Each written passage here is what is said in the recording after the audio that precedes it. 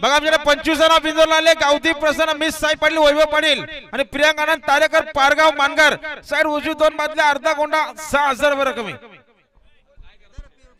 गाड्याला बघा पायथ्यावरून जबरदस्त लढत आपल्याला पाहायला मिळते. 2 गाड्यांमध्ये सुंदर अशी लढत पाहायला मिळते आपल्याला.